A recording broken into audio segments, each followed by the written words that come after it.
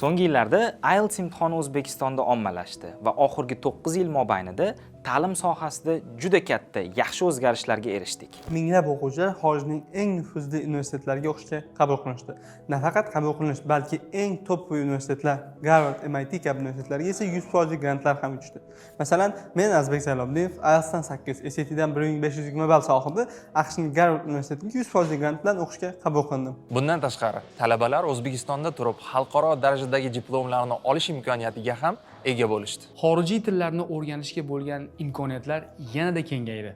Xususiy maktablar, o'quv markazlari hamda ta'limga asoslangan universitetlar ochildi. Minglab ish o'rinlari yaratildi. O'qituvchilik kasbiga bo'lgan e'tibor va bu kasb ahamiyati, obro'si sezilarli darajada o'zgardi.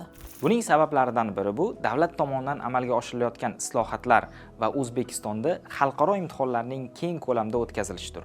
Xususan IELTS imtihonini. ITB tomonidan o'tkaziladigan IELTS imtihonlari respublikaning barcha viloyatlarida tashkil etilmoqda. Yoshlarning IELTS imtihoniga qo'ygan to'lovlari qaytarib berilmoqda. Ingliz tili o'qituvchilarining ish haqlari ko'tarildi va qo'shimcha ustamalar ham joriy etildi. Bu nafaqat ta'lim sifatining rivojlanishiga, balki O'zbekistonning nufuzini ko'tarilishiga ham sabab bo'lmoqda. Bir so'z bilan aytganda, IELTS O'zbekistondagi yoshlarning orzulariga yetishlari uchun yo'l ochib berdi. Biz uchun yangi va xalqaro imkoniyatlar eshigi ochildi. Lekin afsuski biz erishayotgan yutuqlar xavf ostida. So'nggi vaqtlarda O'zbekistonda IELTS imtihoniga oid test materiallarining sotilishi va noqonuniy tarzda tarqatilish holatlari kuzatilmoqda. Bu nafaqat qoidabuzarlik, balki butun bir ta'lim tizimimiz va minglab halol va mehnatkash talabalarning orzulariga tahdid solmoqda. Afsuski, ayrim shaxslar, hattoki o'zini qo'shtirnoq ichida o'qituvchi deb ataydiganlar ham odamlarga yordam beryapman deb ishontirishadi. Ammo bu yolg'on. Bu hech qanaqangi yordam emas.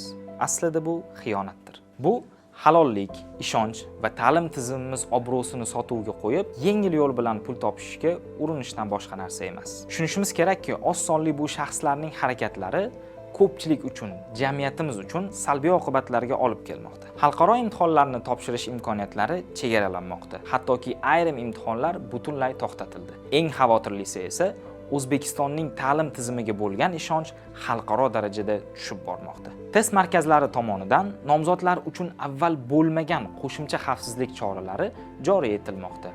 Jumladan, avval 2 yil bo'lgan IELTS topshirishdagi taqiq muddati 5 yilgacha uzaytirildi. Ko'plab nomzodlarning natijalari qayta tekshirilishiga, kechiktirilishiga yoki butunlay bekor qilinishiga sabab bo'lmoqda. Bu holat test markazi xodimlari uchun ham, o'z bilimi va harakatlar bilan imtihon topshirayotgan nomzodlar uchun ham bir qator muammolarni keltirib chiqarmoqda. Ishoning, hech bir nazoratchi kimnidir orqasidan hojatxonagacha borishni, cho'ntaklarini tekshirishni, ID yoki pasportni bir necha marta nazoratdan o'tkazishni istamaydi. Lekin holat shuni talab qilmoqda. O'ylab ko'rishimiz kerak. Ushbu materiallarni sotayotgan va foydalanayotgan insonlar boshqalarni aldamoqchimi yoki o'zlarini? Har birimizda javobgarlik bor. Biz bunga birgalikda qarshi kurashishimiz kerak. Agar ijtimoiy tarmoqlarda yoki Telegramda IELTS materiallarini noqonuniy tarzda sotilayotganligi yoki tarqalayotganligini ko'rdikmi, ularga darhol report berishimiz, blok qilishimiz kerak. Jamiyat sifatida bunga qarshi kurashishimiz kerak. Oldimizda bajariladigan, qo'yilgan maqsadlar va unga erishadigan juda ham ko'p ishlarimiz bor. Shu bilan bir qatorda hal qilishimiz kerak bo'lgan muammolar ham bor. Lekin bularni sizlarsiz erisha olmaymiz.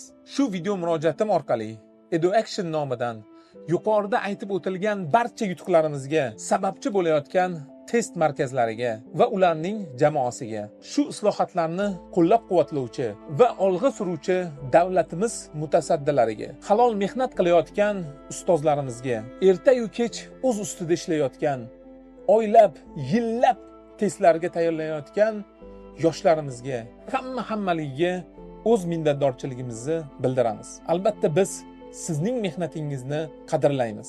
Biz korrupsiyaga qarshimiz.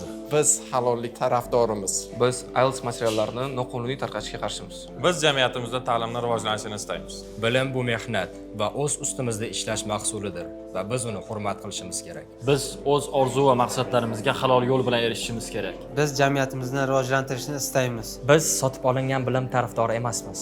Orzularingiz o'zingiznikimi? Unda to'g'ri yo'l bilan harakat qiling.